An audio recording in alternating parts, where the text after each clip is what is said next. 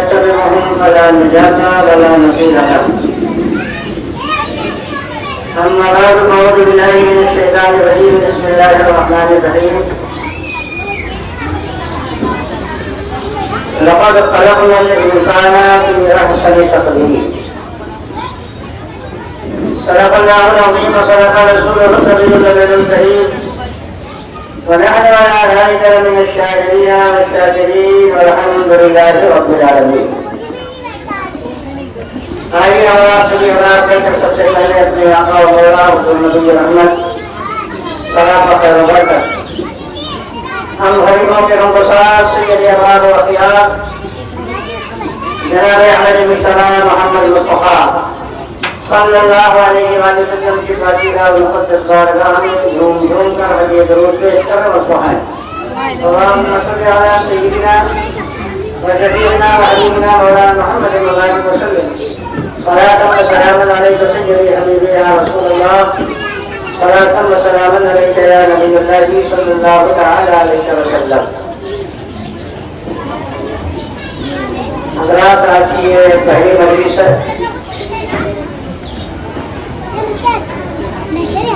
اس مجلس کے حوالے سے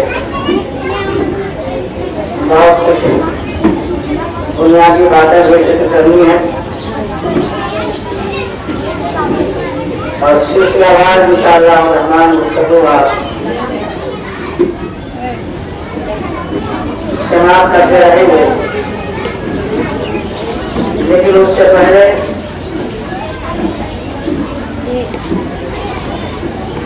آپ اس بات کو جانتے ہیں کہ انشاءاللہ الرحمن کل سے ٹھیک 10:30 بجے یہ فقیر آپ کے روبرو ہو جایا کرے گا. آپ کوشش کریں 10:30 بجے آپ یہ کرسیاں بھر دیں تاکہ میں بلا تاخیر اپنے اپنائے ہوئے موضوع پر گفتگو کر سکوں. نہ مجھے آپ کا انتظار رہے نہ آپ کو مجھے انتظار کرنا پڑے.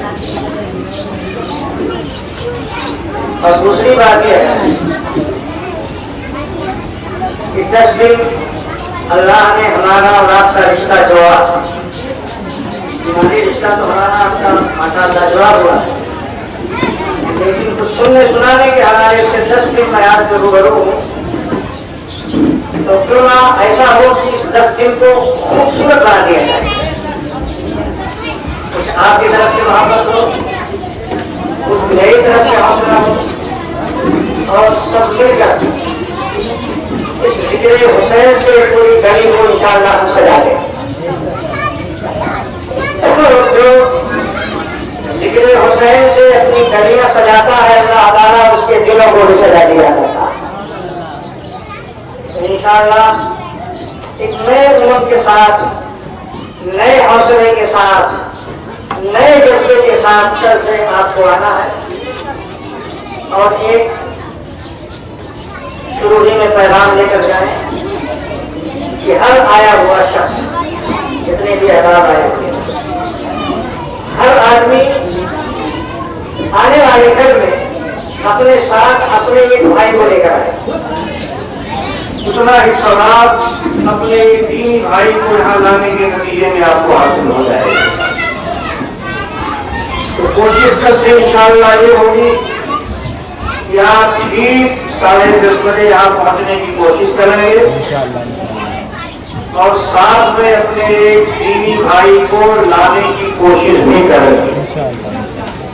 اور یہ سنت صحابہ آقا کائنات صلی اللہ علیہ وسلم کا ارشاد گرامی صحابہ کرام رضوان اللہ تعالی علیہم اجمعین نے کیسے پھیلایا. عرب میں میلہ لگا کرتا ہے. آج میں تقریر نہیں کر رہا ہوں, کچھ تقریروں کے حوالے سے باتیں آپ کو تقریری سلسلہ انشاءاللہ شروع ہوگا. تو عرب میں میلہ رکھا ہے. اللہ کے رسول صلی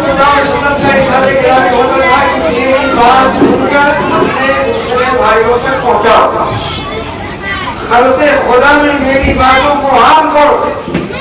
صحابہ کرام اسے سنتے تھے، اتفاقیہ جس کی ملاقات ہوتی تھی اور سرکار کا پیغام سنا دیا کرتا تھا، لیکن میرے آقا برابر ارشاد فرماتے تھے پیغام اسلام عام کرو، پیغام حق عام کرو۔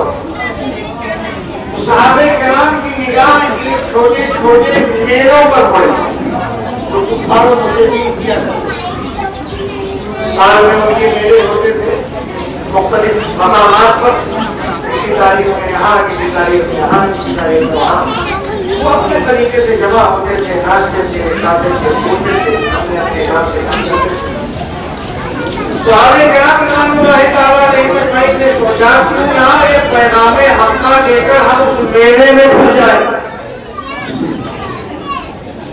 اور میلے میں گھسنے کے بعد جو تعداد ہوتی تھی صحابہ کی، سب یہ میلے میں گھسنے سے پہلے عہد کرتے تھے کہ ہم میں سے ہر شخص 10 کو دعوت دے گا اور اللہ تبارک و تعالیٰ کے حبیب صلی اللہ علیہ وسلم کا پیغام ان تک پہنچائے گا۔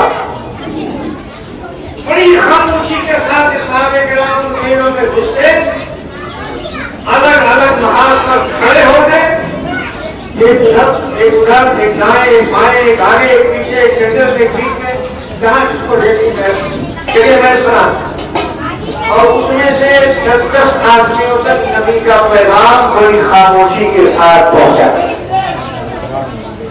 آج یہ ہوا صحابہ کرام ادھر پیغام حق عام کرتے، اللہ تبارک و تعالیٰ ان حق پیغام کے سننے کے نتیجے میں سننے والوں کو دعوت ایمان سے مالا فرما دیا۔ وہ یہ کہتے ہیں کہ اتنی میٹھی باتیں لائیں کہاں سے؟ یہ سچا پیغام تمہیں حاصل کیسے ہوا؟ اور یقیناً یہ سچا پیغام تم لے کر آئے ہو اور جس کے طرف منسوخ کر رہے ہو، وہ پیغام لانے والا بھی سچا ہے اور اس پیغام کو کہنے والا بھی سچا ہے۔ تو انہیں صحابہ کے ہاتھوں پر وہ ایمان بھی لے آتے۔ جب صحابہ کرام نے پہلے مرتبہ یہ کام عمل میں لایا تو باقی لوگ اسلام سے قریب ہوئے، لیکن صحابہ کا بھی عشق اور ان کی بھی محبت اور ان کا بھی شوق بھی آپ سماعت کرتے چلے۔ صحابہ کرام نے تعداد اس وقت تو نہیں دیکھا، کسی کے حصے میں 1 آیا، کسی کے حصے میں 2 آئے، کسی کے حصے میں 3 آئے، لیکن اس کے بعد جب پھر میلوں میں جانا ہوا تو صحابہ کرام نے یہ عہد کر لیا کہ جتنا ہم نے دعوت پہلی مرتبہ میلے میں دی تھی اس کا ڈبل دعوت دیں گے، اور جتنے لوگوں کو ہم نے کرنے کی دعوت سے پہلے میلے میں مارا کیا تھا اس کا ڈبل مارا کریں گے۔ یہ صحابہ کا حوصلہ، یہ ذوق تھا، یہ ان کی محبت تھی اسلام کے ساتھوں سے، اسلام کی وصولوں سے۔ گھر بیٹھے اسلام نہیں پھیلا، صحابہ کرام نے فرمایا۔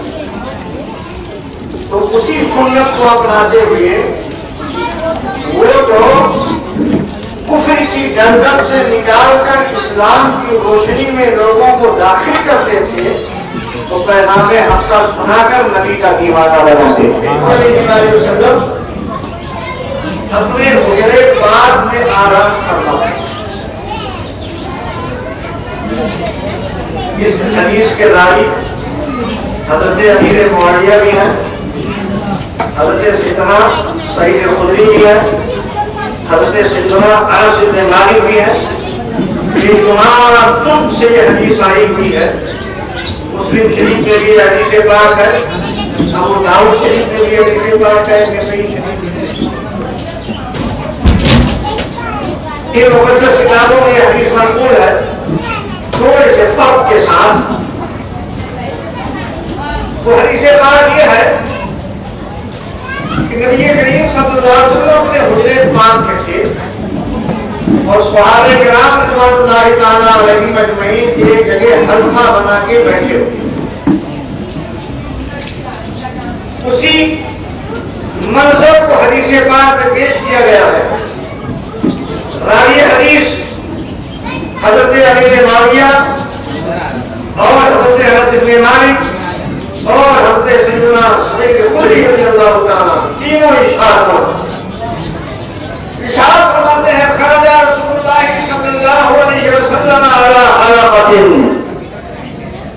آقا کائنات صلی اللہ علیہ وسلم اپنے حجرے پاک سے خلاف معمول اچانک ایک بیٹھی ہوئی جماعت ایک حلقے کے پاس نکل پڑی، تشریف لے آئی۔ آقا کائنات اس مجلس والوں کے پاس آئے، حلقے والوں کے پاس آئے۔ عرب لوگ اس طرح کی مجلسوں کو حلقہ کہتے ہیں، ہم لوگ مجلس کہتے ہیں، محفل کہتے ہیں، لیکن عرب لوگ اس طرح کی مجلس کو حلقہ کہتے ہیں۔ حلقہ اصل میں وہ دائرے کی شکل میں ہوتا ہے، بتا دوں دائرہ گول ہو کے کوئی مجلس کرتے ہیں تو ایسا گول دائرہ بنا کے بیٹھتے ہیں، جانتے ہیں کس لیے؟ اس میں بھی کوئی حکمت، اس لیے چھوٹا سا دائرہ بنا کے چار آدمی گول بیٹھ جاتے ہیں۔ اللہ تبارک و تعالیٰ کا ارشاد ہے تم اگر اپنے مومن بھائی کے لیے کشادگی پیدا کرو گے تو اللہ تعالیٰ آپ کے لیے کشادگی پیدا کرے گا۔ تو صحابہ کرام نے محفل میں کشادگی پیدا کرنے کے لیے جو اپنے بیٹھک کا طریقہ اپنایا وہ حلقے کی شکل تاکہ جب ہمارا کوئی نیا دوسرا بھائی آئے اس مجلس میں شرکت کے لیے تو صرف ایک ہی آدمی نہ سڑکے بلکہ سب لوگ تھوڑا تھوڑا سڑک جائیں اور ہر سڑکنے والے کے لیے اللہ شادی پیدا کرنا۔ جیسے یہاں آپ یہ مجلس ہے، اب کوئی آپ کا نیا بھائی ہے تو آپ نے کرسی لے لیا، کرسی اپنی جگہ پہ خالی ہے، جو کرسی سے اٹھے گا اسی کو سلام دے گا، اسی کے لیے کشادگی ہوگی۔ سب حرکت میں نہیں آئیں گے، لیکن جب حلقہ بنا کے بیٹھے ہوں گے اور کوئی آئے گا اس میں داخل ہوگا تو سب کو تھوڑا تھوڑا سڑکنا پڑے گا۔ تو پتا چلا اپنے بھائی کے لیے ہر ایک سڑکے گا، ہر ایک کشادگی پیدا کرے گا۔ تو مجلس میں آئے ہوئے بھائی کے لیے کشادگی پیدا کرنے کے نتیجے میں اللہ تعالیٰ ہر کسی کو کشادگی عطا فرمائے۔ تفصحوا فی المجالس، مجلسوں میں کشادگی پیدا کیا کرو، اپنے آنے والے بھائی کے لیے گنجائش پیدا کیا کرو۔ جو عرب لوگ اس لیے حلقہ کرتے ہیں، ہم لوگ مجلس کرتے ہیں، اس کو حفلہ بھی کہا جاتا ہے، جلسہ بھی کہا جاتا ہے، مجلس بھی کہی جاتی ہے، محفل بھی کہی جاتی ہے، لیکن عرب اس کو حلقہ کہتے تھے۔ حلقہ نام ہے گول دائرے کا، اور یہ گول دائرہ اسی لیے بنایا جاتا تھا کہ آنے والے کے لیے ہم سب کشادگی پیدا کرے، اللہ ہم سب کے لیے کشادگی پیدا کرے۔ اتنا سمجھ گیا؟ تو میرے آقا اپنے حجرے پاک سے نکل کر اسی حلقے والوں کے پاس تشریف لائے۔ خرج علی حلقۃ، حدیث پاک کے الفاظ ہے آقا حجرے سے نکل کر حلقے والوں میں آئے، اور جب تشریف لائے تو میرے آقا ارشاد فرماتے ہیں ما اجلسکم،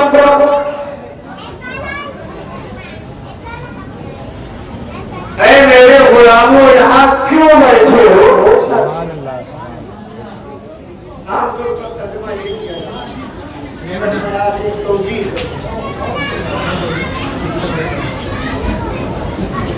معنی اس کا لغوی یہ ہوگا ما اجلسکم، تم لوگوں کو یہاں کس چیز نے بٹھا رکھا ہے۔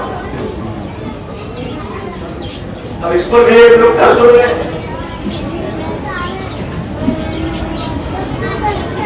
اگر یہ کہا جائے کہ ہم کیوں بیٹھے تو دو معنی اس کا ہوگا، سنیے اور سمجھیے۔ ایک تو استفسار، پوچھنا مقصود ہے، جاننا چاہتے ہیں بیٹھنے کی وجہ کیوں بیٹھے، استفسار کہتے ہیں اسے۔ اور دوسرا معنی اس کا جزر و توبیخ بھی ہے، جذب بھی ہے، توبیخ بھی ہے۔ تھوڑا سا لہجہ بدل دیجیے تو مفہوم بدل جائے گا، کیوں بیٹھے ہو، مطلب کیا ہوگا؟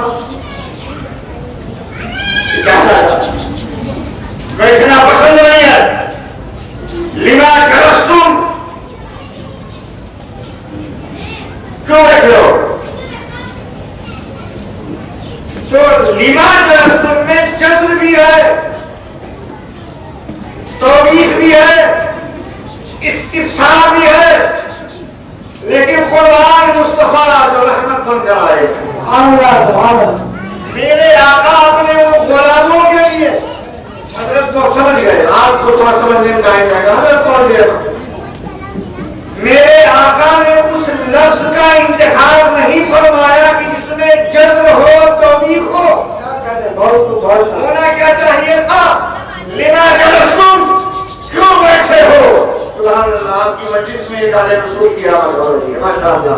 حضرت سید صاحب ابن آپ کی دعوت درد دورہ اللہ ان کے اقبال کو بلند فرمائے اور ان کے قدموں کی برکت سے اللہ ہم سب کی مجلس کو قبول فرمائے۔ عالم رسول ہے، اللہ تعالیٰ ان کے برکات سے ہم سب کو حصہ عطا فرمائے۔ تو ہونا یہ چاہیے لما جلستم، کیوں بیٹھے ہو؟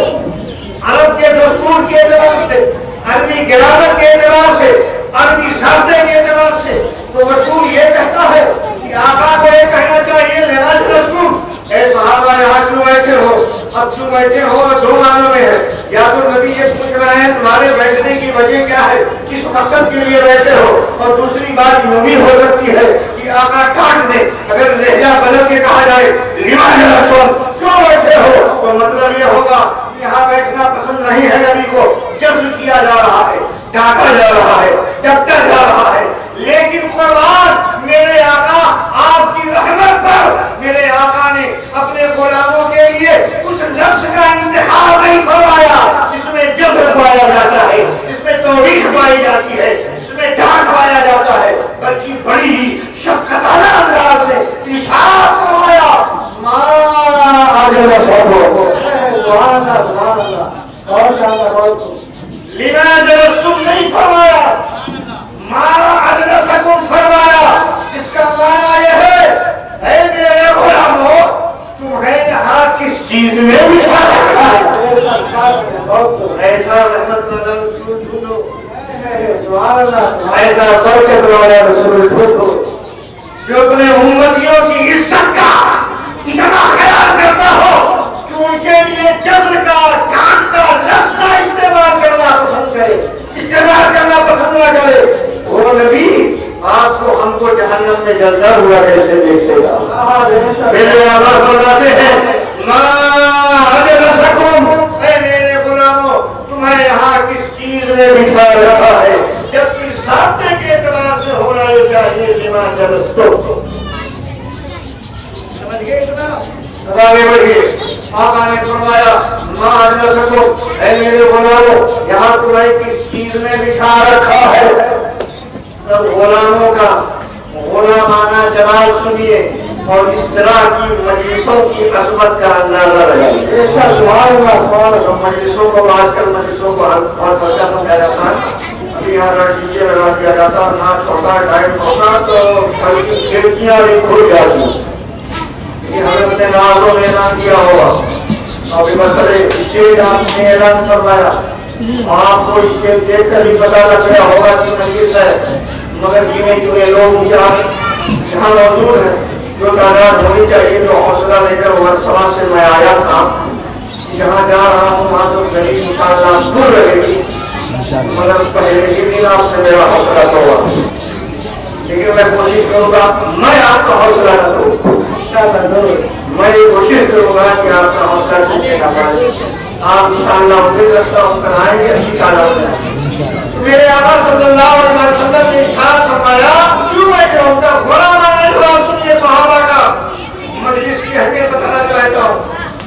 غلامان مصطفیٰ ارشاد فرماتے ہیں اے میرے آقا آپ کا سوال ہے ہمارے یہاں بیٹھنے کی وجہ درکار ہے آپ کو، تو آقا سنیں ما جلسنا الا نعبد اللہ ونذکرہ ونحمدہ۔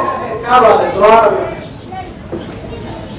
اے میرے آقا ہم یہاں جو بیٹھے ہیں وہ اس لیے بیٹھے ہیں تاکہ ہم یہاں بیٹھے بیٹھے اللہ کی حمد بیان کریں،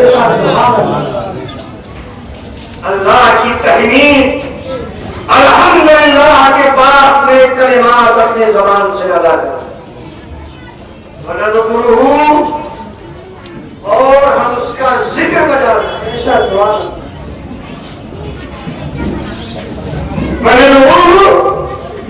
اور یہاں بیٹھے بیٹھے ہم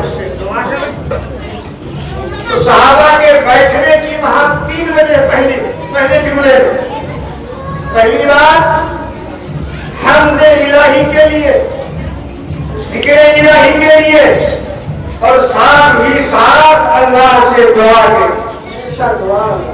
اور مجلس کہتے ہیں کس کو؟ یہاں بھی اللہ کی حمد ہوگی، اللہ کا ذکر ہوگا اور اللہ سے دعا مانگی جائے گی۔ صحابہ نے کہا کہ یہاں بیٹھے ذکر الہی کے لیے، حمد الہی کے لیے اور ساتھ ہی ساتھ اللہ سے دعا کے لیے۔ اب سنیے، شان مومن یہی ہے کہ وہ حمد الہی میں وقت گزارے، ذکر الہی میں وقت گزارے اور اللہ سے دعا مانگنے میں اپنا وقت گزارے۔ اگر بندے کے اندر حمد آ گیا، بندے کے اندر ذکر کا پہلو پا لیا گیا، بندہ اللہ سے رابطہ کر کے دعاؤں میں وقت دینے لگا، تو بندے کے کامیابی کی دلیل یہاں بھی ہے۔ صحابہ بیٹھے ہوئے ہیں ذکر کے لیے، صحابہ بیٹھے ہوئے ہیں حمد کے لیے، صحابہ بیٹھے ہوئے ہیں دعا کے لیے۔ یہ پہلے جملے میں کہہ دیا، اس کے بعد میں کہتے ہیں آقا اور بیٹھنے کی ایک وجہ اور، میرے آقا یہاں بیٹھنے کی ایک وجہ اور بھی ہے۔ ہم حمد الہی بجا لائیں تو اے مولا، حمد کبھی شکر کبھی نعمت کے بدلے میں ہوتا ہے اور کبھی نعمت کے بدلے میں نہیں ہوتا۔ نعمت سامنے ہو اور کبھی نعمت سامنے نہ ہو، تو نعمت سامنے نہ ہو تب بھی اللہ کی حمد کرنا یہ خاص کا طریقہ ہے۔ ہمارے یہاں تو سونا چلتا، نعمت سامنے ہے جب ہم، نعمت مل جائے گی جب شکرانا۔ تو یہاں صحابہ کا جو یہ حمد بنانا شکرانا ہے کس لیے؟ تو آگے جملہ ہے عَلَى مَا هَدَانَا لِدِينِهِ،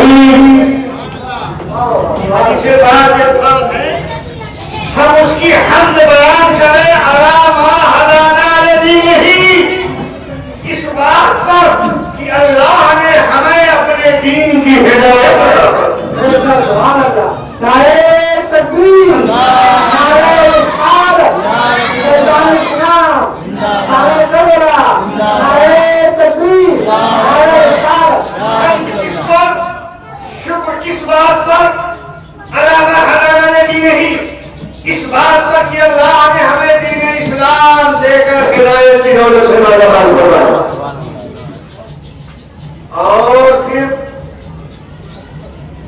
دوسری بات جو صحابہ کہتے ہیں سبحان اللہ، اس کے لیے خاص طور پر ہم لوگ بیٹھے اے میرے آقا، میرے بیٹھنے کی، ہمارے بیٹھنے کی اس وجہ یہ ہے کہ ذکر الہی کریں، حمد الہی کریں، اس سے دعا کریں اور اللہ کے طرف سے دین اسلام کے پانے پر اس کا شکریہ ادا کریں۔ لیکن ساتھ ہی ساتھ اے میرے آقا، یہاں بیٹھنے کی ایک وجہ اور ہے، وہ یہ ہے من علینا بک یا رسول اللہ۔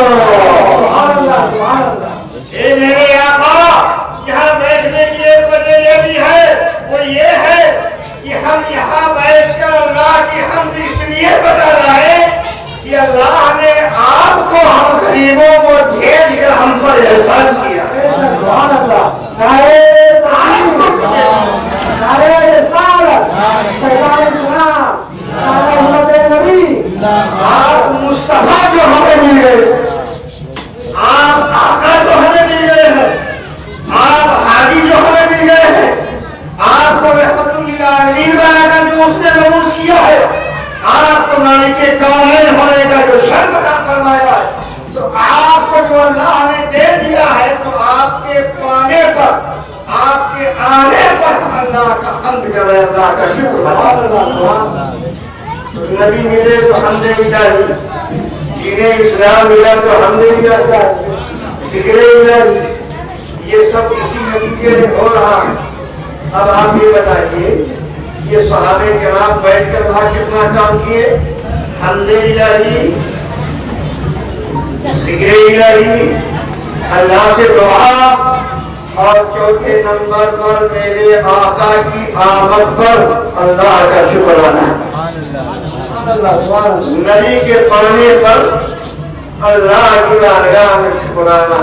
نبی کے آمد پر، نبی کے پیدائش پر، نبی کے اس خاندان بیوی میں آنے پر، نبی کی خلقت پر صحابہ نبی کا ذکر کر رہے ہیں۔ سبحان اللہ، میلاد مصطفیٰ کر رہے ہیں۔ اللہ تیرا کرم ہے جو کہ نبی کو ہمیں بھیجے جانے کا ذکر، آنے کا ذکر، مصطفیٰ کے اس دنیا میں مبعوث ہونے کے ذکر کو ہی تو میلاد کہا جاتا ہے۔ لوگ میلاد کا ثبوت مانتے ہیں کہ میلاد کا ثبوت لاؤ، کہاں سے ثابت ہے؟ دیکھنا صحابہ کی جماعت پیش کر نبی کی میلاد کر رہی۔ یہ باتیں صحابہ کرام نے کہی، حمد کا ذکر کر دیا، ذکر الہی کا ذکر کر دیا، دعا کا ذکر کر دیا، دین اسلام کے پانے پر شکرانے کی بات کر دی اور مصطفیٰ پیارے کے پانے پر شکرانے کی بات کر دی۔ اب جب اتنی بات صحابہ نے کر دی تو میرے آقا صلی اللہ علیہ وسلم ارشاد فرماتے ہیں قسم دو، قسم دو کہ تم اسی لیے بیٹھے ہو۔ اور سنو صاحب، میں تم پر شبہ نہیں کرتا، میں تم پر کوئی شبہ نہیں کرتا، جو قسم لے رہا ہوں۔ اب سوال پیدا ہوتا ہے قسم کہاں لیا جائے؟ ارے خصوصی بات بتا آپ کو، ہمارے یہاں درس نظامیہ میں کتاب پڑھائی جاتی ہے مختصر المعانی، جو فن ادب کی کتاب ہے، تو وہاں گفتگو کرنے کا طریقہ بتایا گیا ہے، ادب سکھایا گیا ہے۔ فن ادب میں آتا ہے کہ آپ کا مخاطب، آپ جس سے بات کر رہے ہیں، اگر وہ خارج الذہن ہے، نہ اس کے دماغ میں تردد ہے، نہ انکاری پہلو ہے، تو بلا تاکید و قسم کی گفتگو کی جائے گی۔ اور اگر آپ کا مخاطب صاحب تردد ہے تو وہاں تاکید لائی جائے گی، اور آپ کا مخاطب اگر انکاری پہلو رکھتا ہے تو وہاں قسم لائی جائے گی۔ مثال کے طور پر میں آپ سے یہ کہوں کہ یہ آلے اصول ہے، آپ کو کوئی شبہ نہیں، کوئی تردد نہیں، تو خالی الذہن ہے، مجھے صرف اتنا کہہ دینا ہے یہ آلے اصول ہے، آپ مان لو گے۔ لیکن اگر میں یہ دیکھوں کہ آپ کو شبہ ہو رہا ہے تو میں یہ کہوں گا کہ بے شک یہ آلے اصول ہے، تاکید پیدا کروں گا۔ اور یہ دیکھوں گا کہ اگر آپ کے ذہن و دماغ میں انکاری پہلو ہے تو میں قسم کھاؤں گا، کہوں گا قسم خدا کی ہے آلے رسول۔ کیا سمجھے آپ؟ مخاطب خالق الذہن ہو تو بلا قسم بلا تاکید کے گفتگو ہوتی ہے، مخاطب صاحب تردد ہو تو تاکید کی ضرورت پڑتی ہے، مخاطب اگر انکاری پہلو رکھتا ہے تو وہاں قسم کی ضرورت پڑتی ہے۔ اے میرے آقا، آپ ہی سے لوگوں نے ادب سیکھا ہے، اب آپ خود ہی فرما رہے ہیں اے صحابہ مجھے تم پر کوئی شبہ نہیں ہے، بالقسم جو صحابہ تمہارے قول پر، تمہارے فرمان پر، تمہارے بولنے پر ہمیں کوئی شبہ نہیں ہے۔ پھر اے میرے آقا آپ نے قسم کیوں لیا؟ اور صحابہ نے قسم دے بھی دیا۔ آقا فرماتے قسم تو اسی لیے بیٹھے ہو۔ صحابہ نے کہا جلسنا الا للہ، واللہ ما جلسنا الا للہ، قسم ہے پروردگار کی ہم نہیں بیٹھے ہیں یہاں مگر اسی لیے جو ہم نے بیان کیا، یعنی نبی نے قسم لیا تو صحابہ نے قسم دے بھی دیا۔ ادھر سے قسم دینا ہوا، ادھر سے قسم دینا ہوا، سوال پیدا ہوتا نہ صحابہ جھوٹے نہ میرے آقا جھوٹے، جب جھوٹوں کی دنیا نہیں ہے اور نہ وہاں کوئی تردد ہے تو اے میرے آقا قسم کیوں لیا جا رہا ہے؟ تو سنو، قسم لیے جانے کی وجہ دوسری ہے، قسم لیے جانے کی وجہ دوسری ہے۔ آقا فرماتے ہیں اے میرے صحابہ گھبراؤ نہیں، میں نے جو تم سے قسم لیا ہے کسی تہمت کی بنیاد پر نہیں، کسی شبہے کی بنیاد پر نہیں، بلکہ وجہ یہ ہے کہ ابھی میں حجرے میں بیٹھا تھا۔ اور مجلس کی اہمیت کا اندازہ کرو، ابھی میں اپنے حجرے میں بیٹھا تھا، اچانک جناب جبریل امین تشریف لائے اور جبریل امین نے تمہاری اس مجلس پر بیٹھنے کے حوالے سے مجھے یہ پیغام دیا ہے اور کہا اللہ تمہارے یہاں اس بیٹھنے پر وہاں فخر کر رہا ہے۔ وہ کلمات کیا ہے؟ ابھی جبریل امین इलाही बिकुम मलाइका, ऐ मेरे सहाबा, तुम्हारी इस मजलिस के पेश नजर अल्लाह ताला बैठ कर तुम्हारे इस बैठक पर अल्लाह ताला मुबारक फरमा रहा है, फख्र कर रहा है। यानी तुम यहाँ बैठे हो, अल्लाह फरिश्तों की दुनिया में तुम्हारा चर्चा कर रहा है।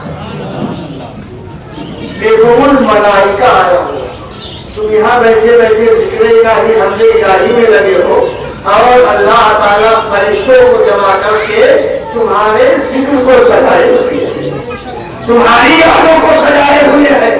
हमारे आका फरमाते हैं, जब जिब्रील अमीन से मैंने इतना सुना कि अल्लाह तुम्हारे इस काम पर मुबारक फरमा रहा है, फख्र कर रहा है, खुश हो रहा है, फरिश्तों की जहाज बुला ली है उसने, तो मुझे ख्याल हुआ चल के मैं देखूं कि मेरे सहाबा क्या कर रहे हैं।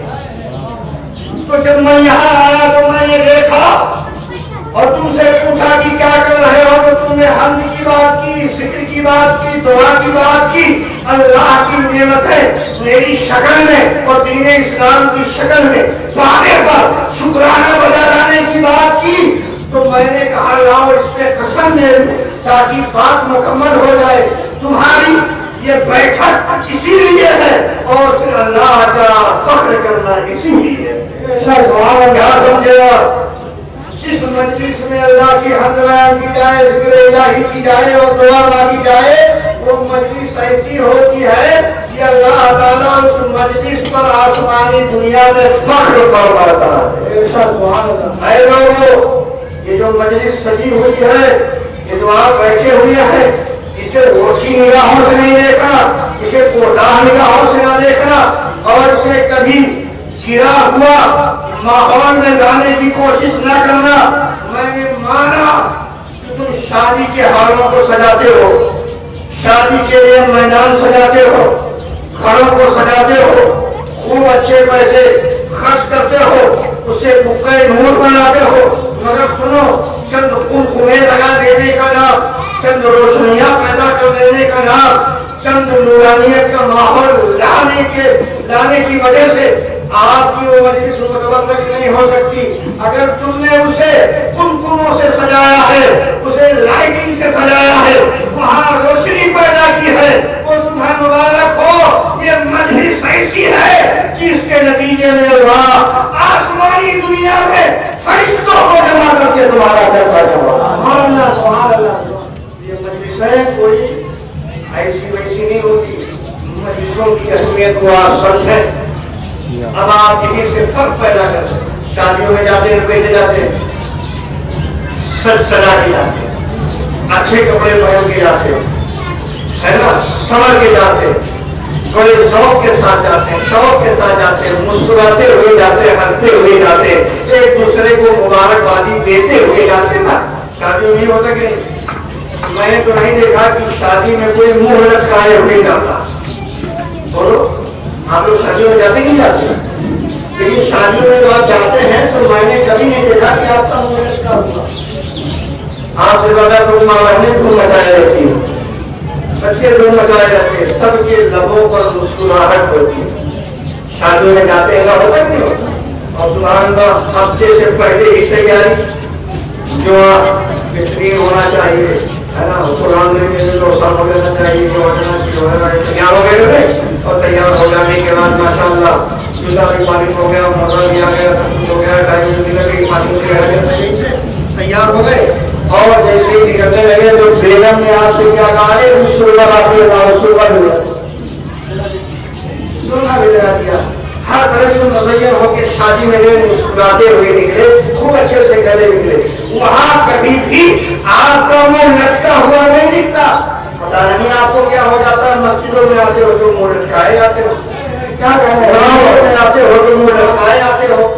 अरे वहाँ मुंह लटकाओ चाहे ना लटकाओ, वहाँ हंसो चाहे ना हंसो, लेकिन इन मजलिसों में आओ तो हंसते आओ। कहाँ जा रहे हो? इमाम हुसैन की मजलिस में जा रहा हूँ। कहाँ जा रहे हो? जिक्र मुस्तफा सुनने जा रहा हूँ। कहाँ जा रहे हो? हमदर्दिया की बजारा में जा रहे हो। कहाँ जा रहे हो? नबी के न्यासों का जिक्र सुनने का।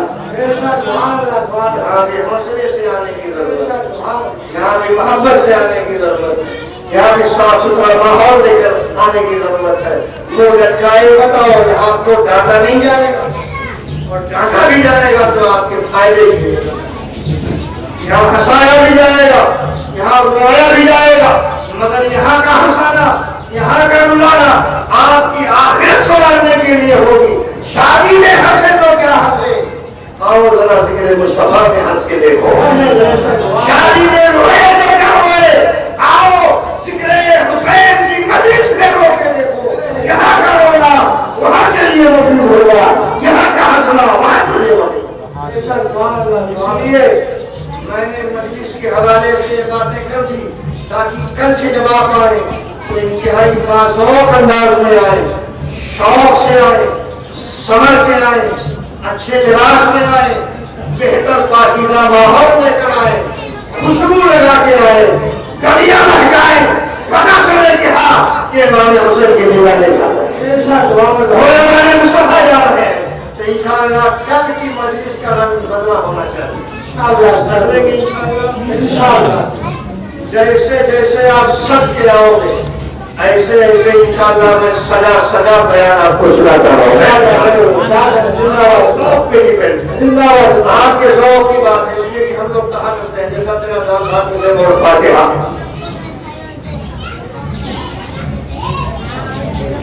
تو آپ انشاءاللہ کل سے آئیں گے اچھے انداز میں, دوسرے بھائی کو لے کر آئیں گے, وقت کی پابندی سے آئیں گے. میں نے پہلے بھی اعلان کیا 10:30 بجے انشاءاللہ ٹیم میں بیٹھ جائے کروں گا, کوشش کر کے آپ بھی 10:30 بجے آ جائیں, خود بھی آئے, دوستوں یار اور احباب کو بھی لے کر آئیں. اور سنو ذکر الہی کتنی مقدس چیز ہے. جس ذکر کی مجلس میں آپ آئیں گے سبحان اللہ, اس ذکر کا کیا کہنا بھی آپ نے سنا کہ جہاں ذکر خدا و رسول ہوتا ہے, جہاں حمد الہی ذکر الہی ہو تو اللہ تعالیٰ اسی طرح کی ایک مجلس فرشتوں کی سجاتا ہے. سنا ہم گنہگار لوگ غریب کوچے میں بیٹھ کر اللہ کا ذکر کرتے ہیں, اللہ نوری مخلوق کو جمع کرتا ہے, پاک لوگوں میں آپ کا چرچا کرتے ہیں. یہاں پاک ناپاک محلے کچیلے اچھے برے سب ہیں, مگر فرشتوں کی جماعت معصوم جماعت ہے, نوری مخلوق ہے. اللہ تعالیٰ فرشتوں کو جمع کر کے وہاں مباحث فرماتا ہے. ایک سوال پیدا ہوتا ہے, اے اللہ تم اکیلے فخر کر لے اپنے نبی کے ذکر کرنے والوں پر, حسین اعظم کا نام لینے والوں پر اکیلے فخر کر لیتا, فرشتوں کو کیوں جمع کیا؟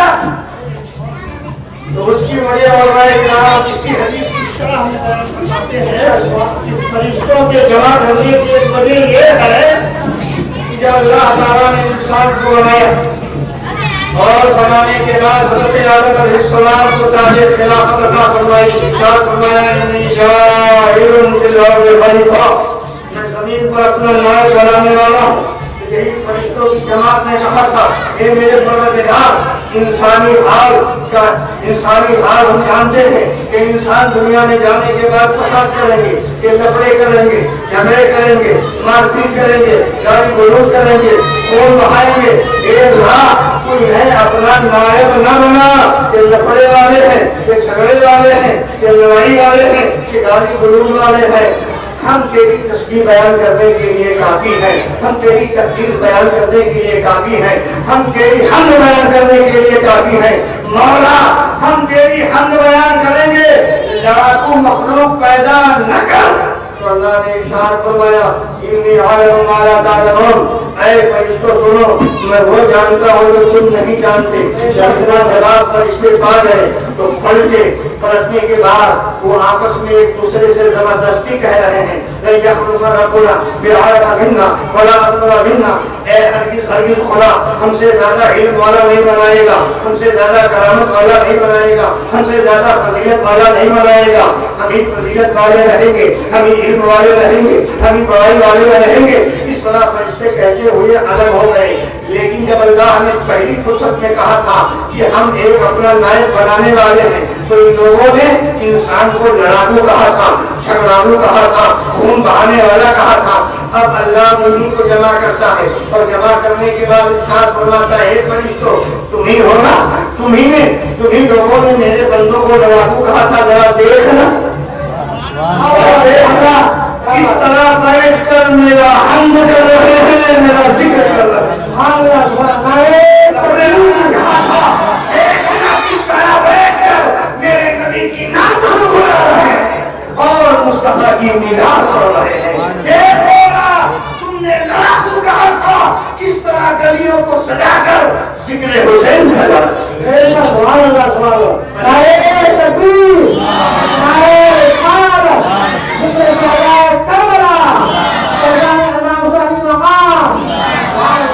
فرشتوں کے اس اعتراض کا روز عزل میں ہوا تھا، اول تخلیق ہوا تھا، جب نیابت کا صحرا دینا تھا حضرت انسان کو، اس وقت فرشتے مختلف ہوتے ہیں، پہلے بارے میں سب موجود ہے، سب پہلے سورہ بقرہ کے اندر موجود ہے۔ تو فرشتوں کو یہ جواب دے دیا تم نے لڑاکو کہا تھا، دیکھو کس طرح بڑے پیارے انداز میں حلقہ بنائے ہوئے کوئی الحمدللہ کہہ رہا ہے، کوئی سبحان اللہ کہہ رہا ہے، کوئی ماشاء اللہ کہہ رہا ہے، کوئی میرے نبی کے آمد کی بات کر رہا ہے، کوئی دین اسلام کی اہمیت کو اجاگر کر رہا ہے۔ حضرات گرامی تو اللہ تعالیٰ نے ادھر فرشتوں کو جواب دے دیا، ادھر میرے آقا نے صحابہ سے پوچھ کر اس کی تصدیق فرما لی۔ یقیناً یہ جو مجلس تھی ذکر کے لیے تھی، حمد کے لیے تھی، نعت کے لیے تھی، یہ ادھر سے کلیئر ہو گیا، وہ ادھر سے کلیئر ہو گیا۔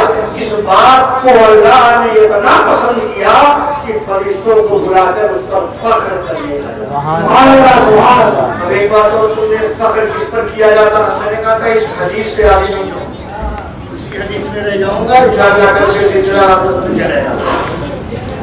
فخر کس بات پر ہوتا؟ کوئی بڑی نعمت خواہ وہ دنیاوی ہو یا اخروی ہو، جب بڑی نعمت ملتی ہے تو بندے کو فخر ہوتا ہے۔ ایک ماں گدگد ہو جاتی ہے اپنے بیٹے کے اعلیٰ نمبرات کو دیکھ کر، میرا بیٹا اسکول ٹاپ کر لیا، کالج ٹاپ کر لیا، اسٹیٹ ٹاپ کر لیا۔ کیوں؟ اس معیار کے دوسرے نہیں ہے، یہ معیار آپ کا فرض ہے، اس لیے باپ کا بھی سینہ پھول جاتا ہے۔ میرے بیٹے نے بڑا نمایاں کام کیا، ٹھیک ہے پڑھائی کا بیٹا تھا، اب بیٹا کمانے لگا، جب بیٹے کی کمائی کی بات آئی، کماتے کماتے جو باپ نے پوری لائف میں جمع کر کے نہیں سامنے رکھ پایا تھا، بیٹا چند سالوں میں اتنی دولت لا کے گھروں میں، باپ کا سینہ بھی کھانا، ماں بھی خوش، میرے بیٹے نے چند ہی سالوں میں ایک اچھی خاصی جائیداد جمع کر دی ہے، اس پر ماں فخر کرتی ہے، باپ فخر کرتا، تعلیم کے حوالے سے اعلیٰ نمبر آیا تو خوشی کا اظہار، فخر ہوتا۔ معمولی اور چھوٹی چیز پر فخر، آج تک کسی ماں نے کسی بات نے یہ فخر کیا کہ میرا بیٹا اسکول میں 0 نمبر لایا؟ آج تک کسی کو فخر ہوا اس بات پر کہ میرا بیٹا ایک پیسہ نہیں کماتا؟ فخر کس میں ہوتا؟ جب بڑی پوزیشن سامنے ہوتی ہے، بڑا مقام سامنے ہوتا، بہت اچھا بنگلہ خرید لیا آپ نے، فخر ہے، بہت لمبی پراپرٹی بنا لی آپ نے، فخر ہے، 5 وقت کی نمازوں میں سے کوئی نماز آپ کے بیٹے کی نہیں چھوڑتی، فخر ہے، صبح سویرے اٹھ جاتا ہے میرا بیٹا، دن غروب ہوتے ہی میرا بیٹا میرے گھر میں آ جاتا، فخر، فخر اچھی چیزوں پر، بلند چیزوں پر ہوتی ہے، اعلیٰ مقام پر ہوتی، چھوٹی چیز پر فخر۔ اور یہ ہمارا آپ کا فخر ہے کہ ہم نے اپنی پڑھائی کے لیے اپنے طور پر معیار متعین کیا ہے، بنگلہ بھی گیا تو فخر، نمبر اچھا آیا تو فخر، پراپرٹی اچھی آ گئی تو فخر، اچھی بیوی مل گئی تو فخر، اچھا پڑوس مل گیا تو فخر۔ تو کسی اعلیٰ نعمت پر فخر ہوتی ہے جب ہمیں میسر آ جائے، اس علاقے میں، اس خطے میں، اس دیار میں جہاں ہم رہتے ہوں، اس پوزیشن کا دوسرا نہ ہو، تب وہ فخر کا معیار بنتا ہے۔ لیکن اللہ کے قبضے، اللہ کے تحت قدرت ہر بڑائی ہے، ہر اچھائی ہے، ہر نعمت ہے، ہر عروج ہے، ہر ارتقاء ہے، ہر طرح کی کا علو، رفع شان، بلندی، ہر طرح کی تنظیم اس کے لیے، تقدیس اس کے لیے، تحلیل اس کے لیے، تحلیل اس کے لیے۔ وہی حمد کا مالک ہے، وہی حمد کے لائق ہے، وہی تحلیل کے لائق ہے، وہی تقدیس کے لائق ہے، وہی تنظیم کے لائق ہے۔ اسی کے لیے پاکی ہے، اسی کے لیے عبادت ہے، اسی کے لیے بزرگی ہے، اسی کے لیے برتری ہے، ہر برتری اسی کے لیے، ہر اعلیٰ مقام اسی کے لیے، ہر عروج اسی کے لیے، اور ہر عروج اس کے تحت قدرت ہے، ہر بلندی اس کے تحت قدرت ہے، ہر اچھا نعمت اس کے تحت قدرت ہے۔ اے اللہ، تیرے یہاں ہر اچھائی ہے، تیرے یہاں ہر بڑائی ہے، اور ہر بڑائی میں تو سب میں اعلیٰ ہے، تو سب میں برتر ہے، سب میں عفا ہے، سب میں اعلیٰ ہے۔ لیکن تو فخر کس بات پر کر رہا ہے؟ سبحان اللہ، سبحان اللہ۔ اے اللہ، تو نے زمین بنایا، اس پر تجھے فخر ہے؟ اتنی مشاہدہ زمین ذکر نہیں ملتا۔ اونچا 7 طبق آسمان بنایا، اے میرے پروردگار، تجھے 7 آسمانوں کی تخلیق پر فخر ہے؟ روایتیں ملتی۔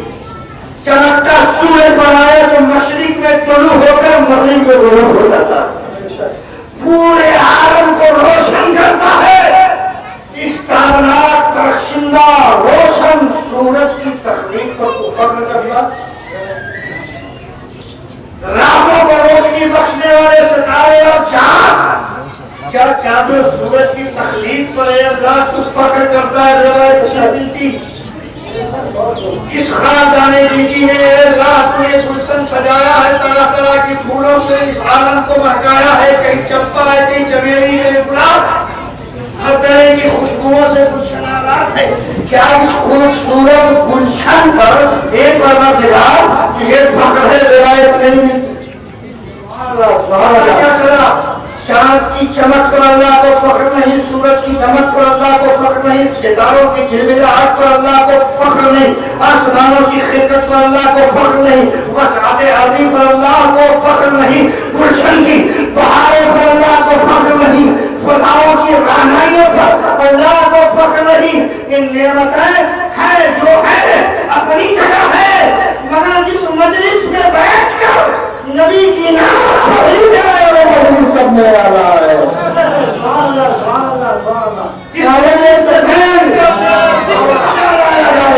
میری حمد کی جائے وہ مجلس میرے نزدیک لائق فخر ہے۔ میں سورج پر فخر نہیں کرتا، میں چاند پر فخر نہیں کرتا، میں گلشن پر فخر نہیں کرتا، میں بساط ارضی پر فخر نہیں کرتا، میں حسن و خوبصورتی اور جمال پر فخر نہیں کرتا۔ مجھے تو فخر اس بات پر ہے کہ میں نے اپنے بندوں کو جس لیے پیدا کیا تھا وہ میرے بندے بیٹھ کر میرا ذکر بجا رہا ہے۔ نعرہ تکبیر، نعرہ رسالت، نعرہ خداوندی، قدرت خداوندی، نعرہ اسلام، نعرہ تکبیر، تکبیر منظور اور قبلہ۔ جائیداد والوں، تمہیں جائیداد کی زیادتی پر فخر ہے تو ہے رہے۔ اے آسمان کی بلندیوں پر رقص کرنے والے جانے والے، تمہیں اس کی بلندی پر ناز ہو تو ہو۔ اے زمین پر پھیل کر چلنے والوں، تمہیں اس بساط ارضی پر فخر ہے تو ہوتا رہے۔ اے گلشن کی رہنائیوں پر جھوم جانے والوں، تمہیں گلشن کی رہنائی پر فخر ہے تو رہے۔ لیکن ایک مومن ایسا ہے جسے فخر گلشن پر ہے، نہ آسمان پر ہے، نہ زمین پر ہے، اسے میلاد مصطفیٰ سبحان اللہ اس مجلس پر ہے، اسے اس محفل پر ہے۔ اس لیے سورج کی تمام عظمتیں قربان اس مجلس پر، سبحان اللہ آسمان کی تمام تکلیفاتیں قربان اس مجلس پر، زمین کی تمام برکات قربان اس مجلس پر، گلشن کی تمام رعنائیاں قربان اس مجلس پر، اس لیے کہ اس پر اللہ فخر نہیں کرتا، اگر فخر کرتا ہے کسی مجلسوں پر فخر کرتا ہے۔ سبحان اللہ سبحان اللہ۔ اس لیے ان مجلسوں کو اچھا رنگ دو اور سنو، اللہ جس پر فخر کرتا ہے اگر اس چیز پر آپ کھڑے اترے، اس میں ذوق و شوق دکھایا ہے آپ نے، اس محفل کو سجایا ہے آپ نے، تو اللہ آپ کا گھر بھی سجا دے گا، آپ کا دل بھی سجا دے گا، آپ کی دنیا بھی سجا دے گا، آپ کی آخرت بھی سجا دے گا، آپ یہاں بھی کامیاب ہوگے وہاں بھی کامیاب۔ مجلس کو سجاؤ، آج میں صرف مجلسی میں بولوں، مجلس کو سجاؤ، گھروں میں بیٹھے رہتے ہو، کچھ ایسے بھی ہمارے جنتی بھائی ہوں گے سوچ رہے ہو کیا ہے یہ مولانا صاحب یہ سب باتیں کریں گے، کہیں گے نماز پڑھو روزہ رکھو ایسا کرو ایسا کرو ایسا، تو سنتے آئے رہتے ہیں اپنے رشتے، لیکن ٹھیک ہے آپ نے ڈسٹرب کر رہی ہو کہ آرام کیجیے، مگر آپ ان لوگوں سے خارج ہیں جن پر اللہ فخر کر رہا ہے، اور زخموں کو بیٹھے رہو، ان دنوں میں تنظیم کولر کی ہوا لیتے رہو، اپنے جنت نما مکان میں بیٹھ کر چائے کی چسکیاں لیتے رہو، لیکن اللہ جن لوگوں پر فخر کرتا ہے اس جگہ سے تم خارج ہو، اور اگر قسمت نے ساتھ دیا تم آ رہے ہو، پھٹے پرانے لباس ہی میں آ رہے ہو، ٹوٹی چپل میں آ رہے ہو، تو تم اس لائق ہو کہ اللہ تم پر فخر کرے۔ مجلس کی برکت ہے، یہ محفل کی برکت ہے، اس طرح کے مجلس سے انعقاد کرنے پر اللہ تعالیٰ فضل فرماتا ہے۔ میں مبارکبادی پیش کرتا ہوں، مبارکبادی ہے ان احباب کے لیے جنہوں نے اس مجلس کا انعقاد کیا۔ یہ کون سی مسجد؟ امام حسین سبحان اللہ، ذکر امام حسین کے لیے اس مرتبہ میں امام حسین مسجد میں آیا ہوں، امام حسین مسجد نام رکھا ہے،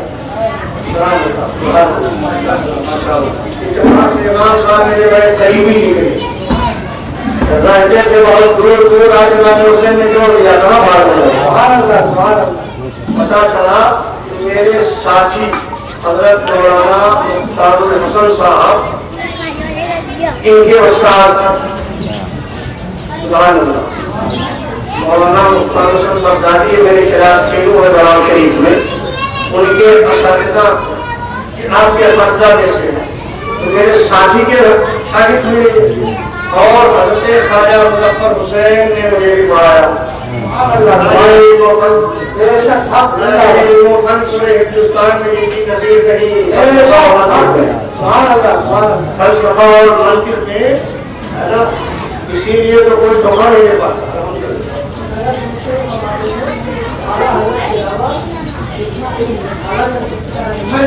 سبحان اللہ سبحان اللہ، یہ کوئی بات نہیں، اور بڑے اونچے والا ایسا کہہ سکتا ہے تو خواجہ علم و فن اپنی نظیر پورے ہندوستان میں نہیں رکھتے تھے، ایسے فن کے مالک تھے، الحمدللہ انہوں نے بنارس میں پڑھایا تو فقیروں سے سارے فیض کر چکا ہے، اور جب سیدنا محمد کو تشریف لے گئے تو حضرت نے بھی ان سے تمہارے مسائل فیض کیا ہے، یہ وسطار بھائی بھی ہو گئے، وسطار بھائی بھی ہو گئے، میرے ساتھی کے شادی میں دو نسبتیں ہو گئی، دو نسبتیں ہو گئی، اور یہ راز کب کھلا جب امام حسین کا غلام بن کر نبھایا تب، ملاقات تو پہلے بھی ہے، ملاقات تو پہلے بھی ہے، مسئلہ درگاہ میں جایا کرتے تھے، ملاقات ہے، رفتی السلام علیکم السلام علیکم خیریت سے ہو تو ٹھیک ہے، آپ اپنے راستہ ہم اپنے راستہ، مگر بند کی رہیں کب کھلتی ہے جب امام حسین کے قدموں میں آؤ،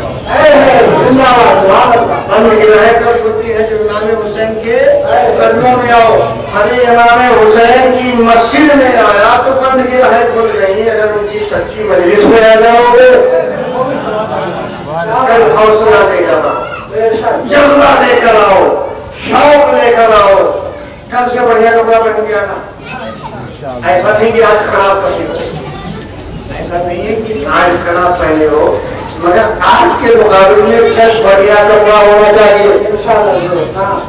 आंखों में सुरमा भी होना चाहिए।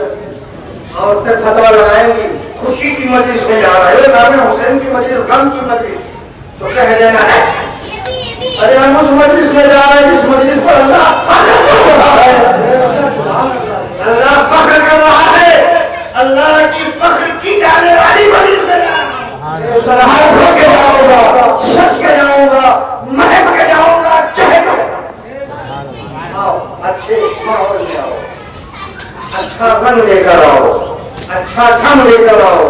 इंशाअल्लाह मेरा अपना एक मिजाज है गुफ्तगू का, मैं सीरियल से चलता हूँ। इंशाअल्लाह मैं आपको बेहतर भी समझाऊंगा, मैं आपको नबूवत भी समझाऊंगा, मैं आपको विलायत भी समझाऊंगा, मैं आपको खिलाफत भी समझाऊंगा, मैं आपको शहादत भी समझाऊंगा।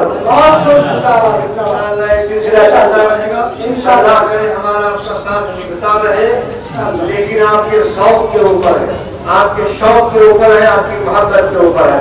कल आप अपनी पाबंदी से आए, ठीक 10:30 बजे जब आए। बार बार मैं इसलिए कह रहा हूँ कि फायदा क्या है, मैं समझाना चाहिए, है ना। 10:30 बजे आप फौरन यहाँ जमा हो जाए। आप अगर आकर मेरा थोड़ा इंतजार कर लें तो एक सुन्नत से महरूमी नहीं रहेगी। मैं आपका इंतजार करूं, ठीक कर सकता हूं, करो ठीक, लेकिन सुन्नतें मुतवारिसा क्या नहीं है। असहाबे रसूल सल्लल्लाहु अलैहि वसल्लम असहाबे सुफ़ा में बैठकर मेरे आका के आने का इंतजार फरमाते थे। तो आप भी अगर इस मजलिस में आकर एक नबी के नवासे के गुलाम की आमद का इंतजार करोगे, सहाबा की सुन्नत पर अमल होगा। तो कुर्सी पे मैं बैठकर आपका इंतजार न करूं, काश आप यहाँ बैठकर मेरा इंतजार ऐसे होगा। बोलिए वो था। और सुनिए एक चीज हमें भी सुन लीजिए, हाँ सब ऐसी बातें होती रहेंगी। अब्दुल्ला हज़रत अब्बास रज़ियल्लाहु ताला, अब्बास इब्ने अब्दुल मुत्तलिब, कौन है इस तरह की बात इसमें आओगे। नबी के चचा, नबी के चचा, दादा का नाम अब्दुल मुत्तलिब, चाचा अबू तालिब, अबू लहब भी चचा लगता, उसी में हज़रत अब्बास भी चचा। कौन है? अब्बास भी चचा। हज़रत अब्बास रज़ियल्लाहु ताला एक बार निकले, उनके दिल में एक मसला पैदा हुआ, तो उस मसले की तहकीक के लिए उन्हें पता चला किसी अहले इल्म से राब्ता करना चाहिए, कुरानी आयत थी उसका सही मफ़हूम जानना था, उसके तहत मसाइल का इस्तिखराज करना था। तो पता चला कि सहाबा में अफ़क़ह सहाबा, सबसे ज्यादा इल्म वाले सहाबा, सबसे ज्यादा फ़क़ीह सहाबा, मसाइल का इस्तिखराज इस्तेमाल करने वाले सहाबी, साहबियों में नाम आता है हज़रत ज़ैद इब्न साबित रज़ियल्लाहु ताला, ज़ैद इब्न साबित रज़ियल्लाहु।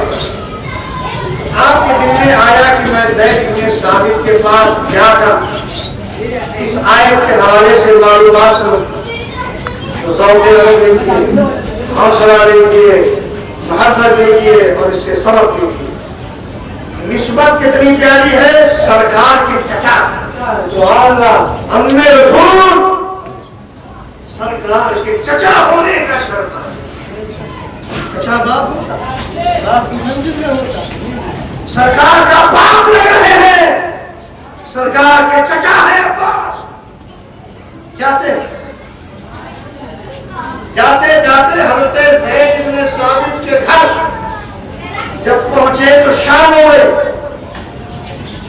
اور اتفاق بارش بھی شروع ہو جب بارش شروع ہو گئی شام بھی ہو گئی اور جب آپ پہنچے حضرت زید بن ثابت کے دروازے پر تو آپ کا دروازہ بند ہو گیا. کیا کرنا چاہیے آپ کو؟ دروازہ ٹھوک کے آواز دینا چاہیے, بولنا چاہیے, یہ مسئلہ ہے, پوچھنا چاہیے, یہی نا. اپنی چادر اتارا. سنیے غور سے, جذباتی تقریریں بھی آپ سنیں گے لیکن کچھ ناصحانہ گفتگو بھی سن لیجیے, شاید دل کی دنیا بدلے. چادر اتاری اور حضرت زید بن ثابت رضی اللہ تعالیٰ کے دروازے کے کونے میں بچھا دیا, دروازے کے بغل میں بچھا دیا. بارش ہوتی رہی. حضرت عباس رات میں کروٹیں بدلتے رہے. صبح ہونے کا انتظار کیا, دروازہ ٹھوکا نہیں, دروازہ ٹھوکا نہیں. جب تہجد کا وقت ہوا, پاکی اور طہارت کے گھر سے زید بن ثابت نے دروازہ کھولا اور دروازہ کھولنے کے بعد قدم باہر نکالا تو دیکھا کہ کوئی آرام کر رہے ہیں. دروازے کا آواز دی, چادر ہٹائی, کھڑے ہو گئے تو دیکھا کہ یہ تو حضرت رسول حضرت عباس رضی اللہ تعالیٰ. حضرت زید بن ثابت نے دونوں ہاتھوں کو اٹھا کر اللہ اکبر, ہم نے سن آپ یہاں آرام کر رہے ہیں, آپ یہاں لیتے ہوئے ہیں, فرمائے کیا بات ہے, کس طرح سے آنا ہوا, کب تشریف لائے؟ کہا حضور عالی میں تو سر شام آیا تھا لیکن آپ کا دروازہ بند ہو گیا, بارش ہو گئی تھی. کہا پھر دستک دینا چاہیے یا پیغام بھیج دینا چاہیے, میں خود ہی آپ کی بارگاہ میں حاضر ہو جاتا, اس لیے کہ آپ ہم میں رسول ہیں, آپ رسول کے چچا ہیں, آپ کی خدمت میں پہنچ جاتا. آپ اتنی زحمت اٹھا کے کیوں آئے, اور اگر آپ آئے بھی تو دروازے کو دستک کیوں نہیں دی, یہاں لے گئے. حضرت زید بن ثابت کے سوال پر اپنے رسول فرماتے ہیں, اے زید بن ثابت سنیں, جو وراثت میرے نبی کی ہے وہ منتقل ہوئی ہے آپ کے سینے میں. ایک طرز عمل سے نصیحت کو فرماتے ہیں نبی کی وراثت علم مصطفیٰ منتقل ہوا ہے آپ کے سینے میں. آپ کے دروازے کو ٹھوک کر میں نبی کے وراثت کو ذلیل نہیں کرنا چاہتا. دروازہ بند ہو گیا تھا تو میں نے کھلنے کا انتظار کیا, آپ آئے تو میں پھر آپ سے سوال کروں, اپنا معاملہ رکھوں, مدعا رکھوں, پوچھوں, تاکہ میرے نبی کے دین کی ذلت سامنے نہ آئے, نبی کے وراثت کی تذلیل نہ ہونے پائے. اس لیے رات بھر بارش ہوتی رہی, میں ٹھٹور کر بدن بدل کر رات کو گزار لی, مگر اپنے نبی کے وراثت پر ٹھیس نہیں آنے دیا. اور سنیے یہی احترام ہونا چاہیے علم مصطفیٰ. کسی کے بھی دروازے میں جاؤ, وہاں تو ضروری ہے کہ آپ ادب احترام کرو, لیکن اس سے کے ساتھ ساتھ اپنے گھر میں بھی آؤ تو انسان کی طرح آیا کرو, جانوروں کی طرح نہیں. بھلے آپ نے خریدار پہ بنایا, آپ کی کمائی نہیں ہے, لیکن پھر بھی اس گھر میں اور کسی کا حق ہے. اور مان لیجیے اگر کوئی نہیں ہے تب بھی وہی طریقہ, دستک دے, سلام کر, پھر آقا نے فرمایا ایسا کر. صحابہ کہتے ہیں آقا جب گھر میں کوئی نہ ہو پھر بھی ہم دستک دے سلام کریں, کس کو سلام کریں؟ کہا سلام تیرے نبی کی روحانیت ہر گھر میں موجود ہوتی ہے. جب گھر میں داخل ہو کوئی نہ رہے تو مجھ پر سلام پیش کر. ان روح النبی صلی اللہ علیہ وسلم موجود فی کل مکان. روحانیت مصطفیٰ ہر مکان میں موجود ہوتی ہے, اس لیے کسی گھر کو روحانی گھر نہ سمجھ, مصطفیٰ کی روحانیت کو موجود مان کر اسے سلام دے. تو وہاں گئے, اس طرح ادب بجا لائے. اگر آپ مجھے حکم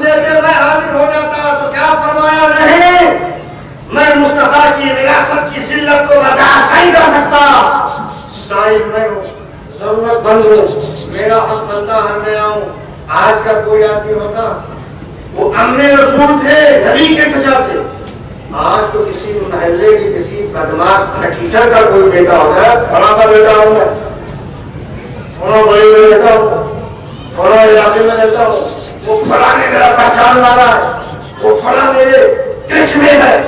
اس طرح کی نوسیات حوص دے کر کے اپنی بد اخلاقی کا مظاہرہ کر کے ناجائز کام انسان کرتا ہے۔